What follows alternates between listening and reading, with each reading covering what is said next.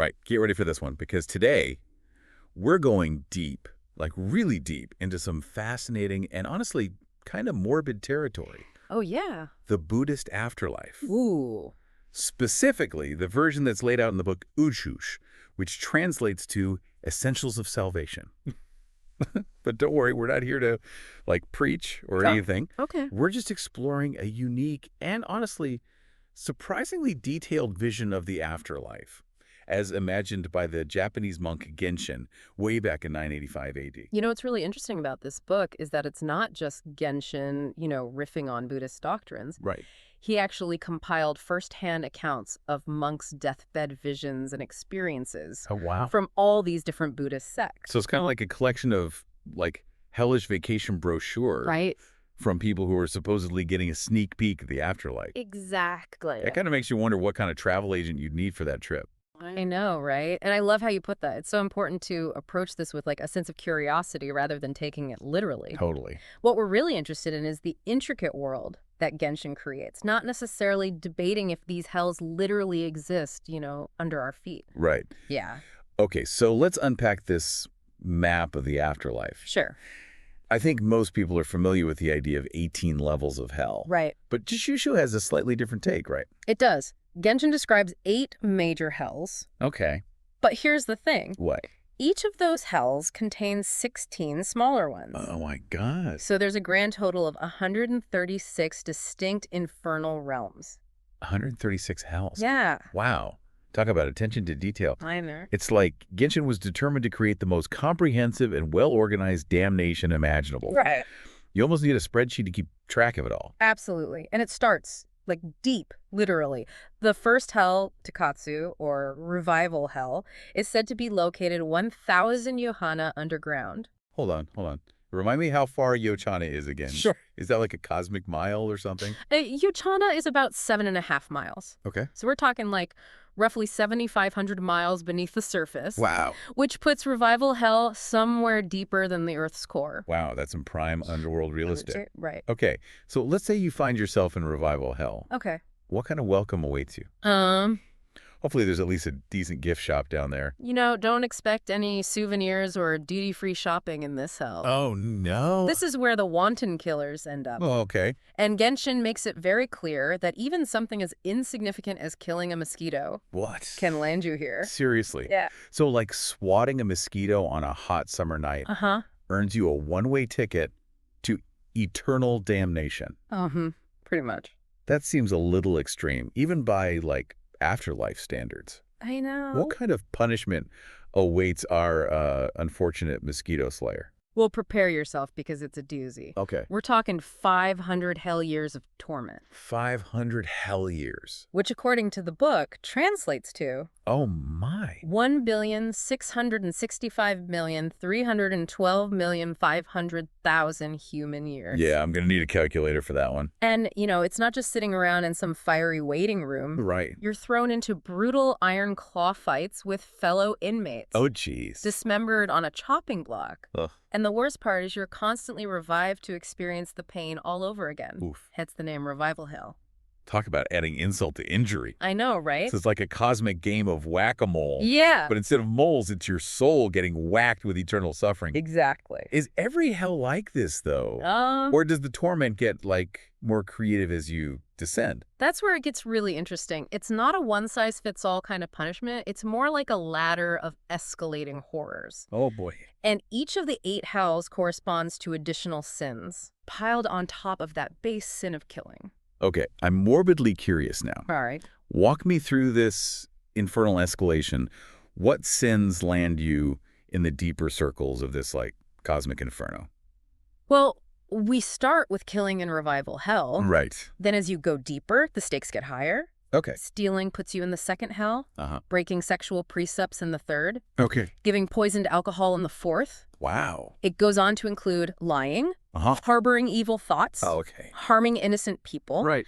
And finally, the worst of the worst, killing your parents or a holy person. Oh, wow. Each added sin gets you a promotion to a more horrific hell. It's like a twisted point system. Right. Rack up enough bad karma points and you unlock a new level of suffering. Exactly. But hold on, how exactly does the punishment, escalate? Well, Is it just longer sentences, more intense torture, or both? buckle up because it gets pretty intense. It's not just a gradual increase. The book describes a pain multiplier. A pain multiplier. So not only does the length of your stay double with each hell, Right. but the intensity of suffering also increases tenfold compared to the previous one. Ouch. Yeah, That sounds rough. it is. Can you give me an example of how brutal these punishments get? Sure. Just how bad does it get as you descend into these lower levels? Let's fast forward to the seventh hell, called Daishansnetsu, which translates to the Great Burning Heat. Okay. It's described as being 10 times more painful than the previous 6 hells combined. Oh my God. It's like experiencing the worst sunburn imaginable, Yeah. but amplified to like an unimaginable degree and for an eternity. It sounds like Genshin really wanted to drive home the point that hell is not a place you want to end up. Right. But wait, Right. it can't be all doom and gloom, can it? Wow. There's got to be a silver lining somewhere in this vision of the afterlife, right? Yeah, you are absolutely right. It's not all fire and brimstone. Okay. The Jushu also offers a beautiful counterpoint to these hellish realms. Oh, good. The Pure Land, ruled by Amida Buddha. The Pure Land. Yeah, imagine a paradise like free from suffering, Right. war, Uh-huh. disease, Yeah. a place of pure bliss and eternal happiness. Okay. It's kind of like a cosmic spa retreat after a lifetime of stress and suffering. Okay, that sounds much more appealing. Right. But here's the million-dollar question. Does everyone get to go to the Pure Land?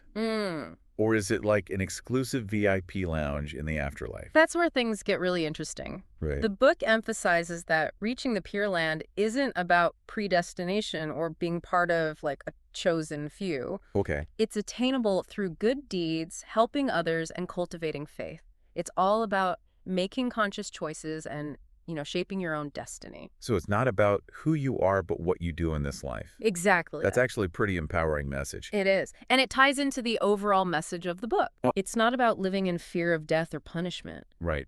but about striving to live a virtuous life in hopes of reaching this ultimate paradise. Okay. It encourages like a proactive approach Right. to shaping your destiny both in this life and the next. It's fascinating how this vision of the afterlife Yeah. isn't just about punishment, but also about like potential for growth and transformation. Yeah. It's like a cosmic self-help guide urging us to be the best versions of ourselves. Precisely. And that raises a very interesting question. With that.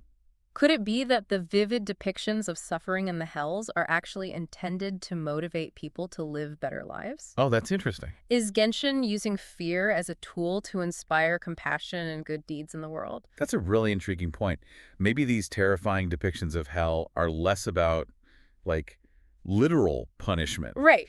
and more about prompting some serious self-reflection. Exactly. Kind of like a cosmic scare tactic Right. to nudge us toward the path of righteousness. Yeah, and speaking of those vivid depictions, Jushu doesn't hold back on the details. It dives deep into the specific punishments in each hell, Oh, really? even comparing the pleasures and pains of earthly life to those experienced in the afterlife. Wow. It's almost like a twisted travel brochure for the underworld. Well, I don't know about you, Yeah.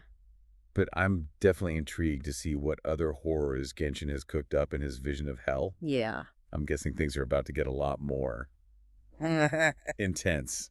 Buckle up. Welcome back to our deep dive into Genshin's Essentials of Salvation. All right. Before we went on a thought journey, we were talking about just how extreme the punishments can get in these Buddhist hells. Yeah, we left off with Daishinetsu, the seventh hell, which is said to be, what, like 10 times more painful than the previous 6 combined? That's right. It's hard to wrap my head around how much worse things can possibly get. It's almost like Genshin was running out of ideas for torture and just decided to multiply the suffering exponentially. Oh, remember how we talked about the books, like incredible attention to detail? Genshin doesn't just tell us that hell is bad. He lays out the specifics in all their horrifying glory. Oh, boy. He clearly had a very active imagination when it came to devising creative punishments. Okay, give me the lowdown. What kind of gruesome details await us in these lower levels of hell? I'm both curious and slightly terrified to find out. Okay, well, for example, in the second hell, kokushu, or black rope hell. Black rope hell. Those guilty of both killing and stealing are bound with scorching hot iron ropes. Oh, jeez. And these ropes burn into their flesh, leaving like searing marks. Yeah. Then to add insult to injury, Uh-huh. torturers take axes and split their victims open along those burns. Ouch. That's brutal. Talk about adding injury to injury. But it doesn't stop there, does it? What happens after they're, like, chopped up? Well, then they're tied to a red-hot iron grate Okay. and forced to walk across it. All right. Naturally, the grate's burning hot, Okay. so they're in excruciating pain. Yeah. And if they collapse or fall off the grate, they're either crushed by iron ropes Oh. or they fall into a boiling cauldron of oil. It's like some kind of twisted obstacle course designed specifically for maximizing suffering. You have to wonder if Genshin drew inspiration from, like, those medieval torture devices. But wait, didn't you say that people in these hells are constantly revived to experience the pain all over again? That's right. No matter how gruesome the punishment, death is not an escape. It's like a cosmic reset button. Right. Soon as they die, they're revived and thrown right back into the same tortures. It's not just the intensity of the pain, but the utter relentlessness of it all that makes these hells so terrifying. It's almost like a twisted reflection of our own anxieties about, like, repetitive daily routines. Except instead of endless emails and commutes, it's eternal suffering and iron grates. It's fascinating how Genshin manages to, like, tap into those universal fears about entrapment and repetition. Right. The book really underscores the idea that there's no escaping the consequences of your actions in these realms. Right. Makes you wonder if part of what he's trying to do is make people confront their own anxieties about living, like, an ethical life. Okay, so we've explored revival hell and black rope hell. Yeah. What about the other 6? Yeah. Give us a taste of the horrors awaiting sinners in the remaining levels of this cosmic inferno. Okay, let's jump to the third hell, Shuko, or collecting river hell. Okay. Those who break sexual precepts in addition to killing and stealing are punished here. Oh. First, they're crushed to death by giant iron fans. What? And then, just when you think it can't get any worse, Yeah. they're tempted by beautiful women Oh. who appear in trees covered with iron thorns. Wait, so they get crushed by giant fans and then tempted by beautiful women in trees. It's like a bizarre mix of, like, violent spectacle and seductive enticement. You'd almost think Genshin was trying to write a dark fantasy novel with all these, like, elaborate details. It's truly wild. Yeah. And the book goes on to say that, of course, these poor souls climb the tree, tearing their flesh on the thorns, only to have the women descend, forcing them to climb down and be trampled by an iron elephant. So not only do they endure agonizing pain, but they're also subjected to this constant cycle of temptation and punishment. Talk about a recipe for eternal frustration. It's like Genshin took all our worst, like, relationship dramas and amplified them to a cosmic scale. It's amazing how he manages to weave those very human experiences of, like, desire, Right. betrayal, and regret Yeah.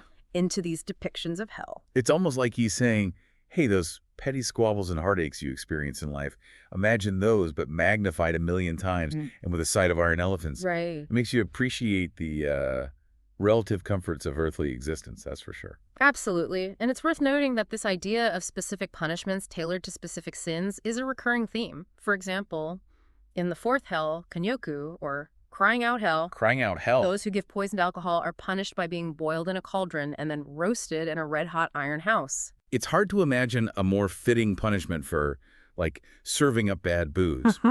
It makes you wonder if Genshin ever had a particularly bad hangover and decided to, like, immortalize that experience in his vision of hell. It definitely makes you think about the creative ways in which our everyday experiences might have shaped his imagination. Okay, so we've got boiling cauldrons and red-hot houses. What about hells 5 and 6? How do those up the ante on the suffering scale? The fifth hell, Daikanyoku, or Great Crying Out Hell, Okay. takes things up a notch. Oh boy. Here, those who have committed serious lies experience pain 10 times greater than in crying out hell. So we're talking about lies that cause serious harm, not just little white lies to get out of, like, social obligations. Exactly. The book is very clear that these aren't just casual fibs. Right. These are lies with, like, real-world consequences. Okay, that makes sense. So what about the 6th hell? You mentioned earlier that the 7th hell is, like, 10 times worse than all the previous ones combined. What could possibly be so bad about hell number 6 that it paves the way for such unimaginable torment in the 7th? Well, the sixth hell, Shinetsu, or scorching heat hell, is where those who harbor harmful or evil thoughts in addition to all the previous sins are punished. Okay. And it's where the book takes a turn for the even more disturbing. Okay, I'm officially intrigued and slightly terrified. Tell me more. So the book describes this hell as being filled with flames so intense that they burn not just the body, but like the very mind itself. Wow. Imagine the worst pain you can possibly conceive. Okay. Then multiply that by 10. Oh my God. That's Shunetsu hell. Okay. And as you mentioned, the seventh hell, Aishunetsu, is said to be 10 times worse than all 6 previous hells combined. Wow. That's some serious firepower. It's amazing how Genshin manages to keep, like, escalating the stakes. Mm-hmm. You had to wonder what he could possibly come up with for the 8th and final hell. What could be worse than experiencing the combined pain of all the previous levels times 10? It's almost like he's created a cosmic horror movie. Well, the 8th hell, Abi, or Avici, which translates to uninterrupted or endless hell, is where things get truly terrifying. Okay, now I'm really scared.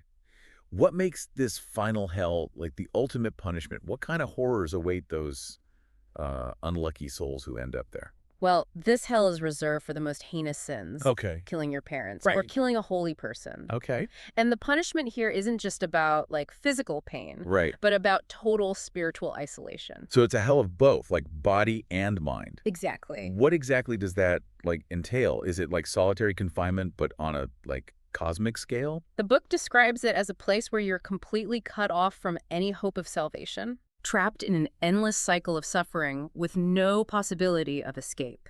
It's almost like being trapped in your own worst nightmare with no way out.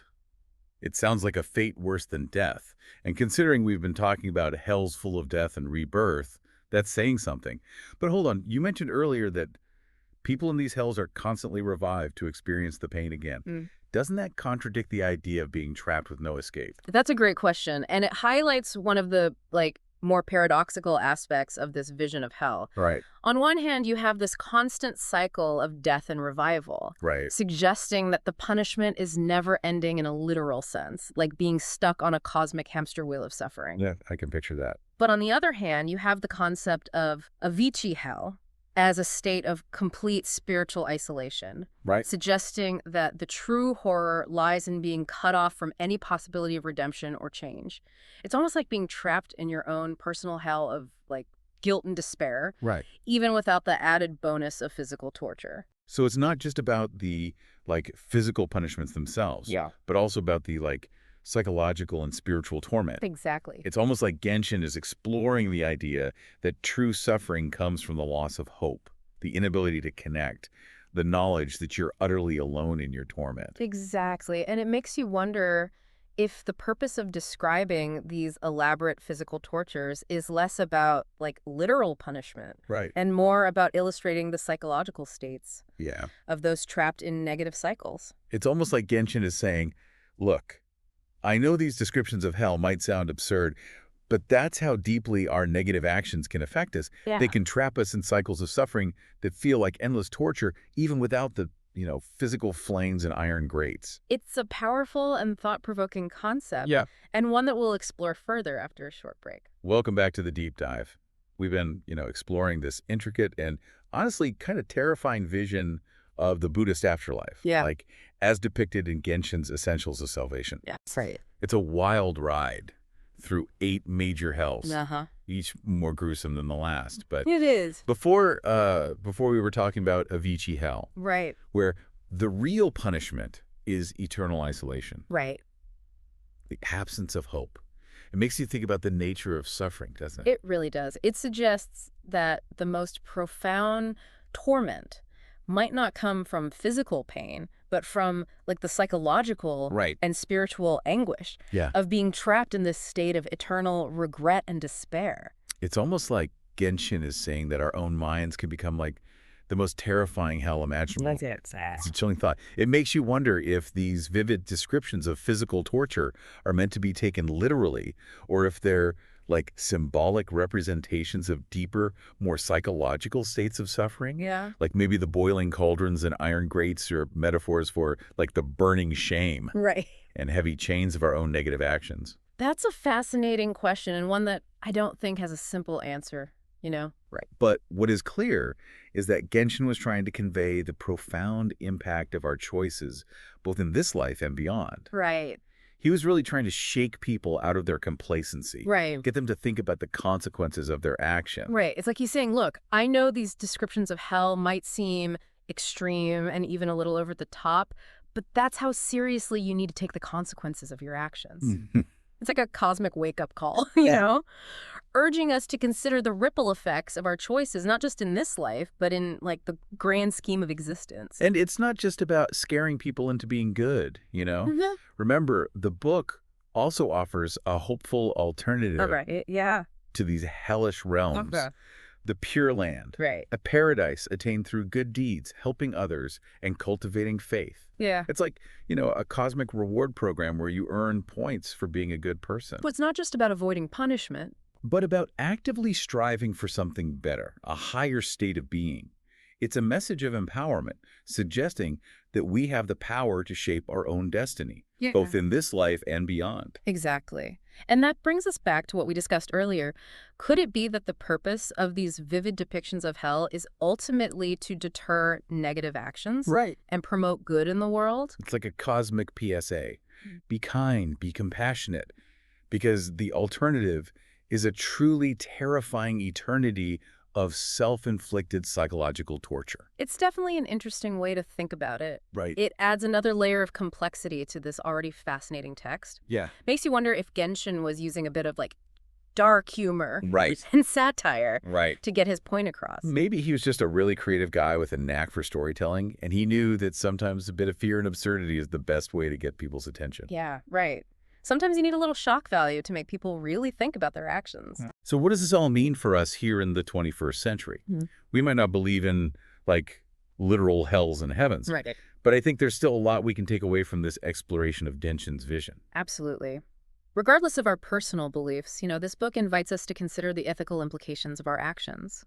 It encourages us to cultivate compassion, strive for, like, a more virtuous life, and remember that our choices have consequences that extend far beyond the immediate moment.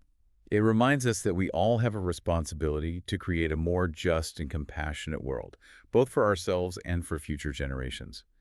And hey, even if we don't buy into the literal interpretations of heaven and hell, who wouldn't want to live in a world that feels a little more like paradise and a little less like a fiery underworld? Well said. It's all about recognizing that our actions have power. Right. And that by making, conscious choices, we can shape our own destinies Yeah. and the destiny of the world around us. And on that note, we've reached the end of our deep dive into the Buddhist Hell, as imagined by Genshin. It's been a wild ride through a landscape of fire, brimstone, and surprisingly creative torture methods. Right. But we've also uncovered some really profound insights about the nature of suffering, the importance of ethical choices, and the possibility of creating a world that reflects our highest aspirations. Thanks for joining us on this thought-provoking journey. And until next time, keep exploring, keep learning, and keep diving deep.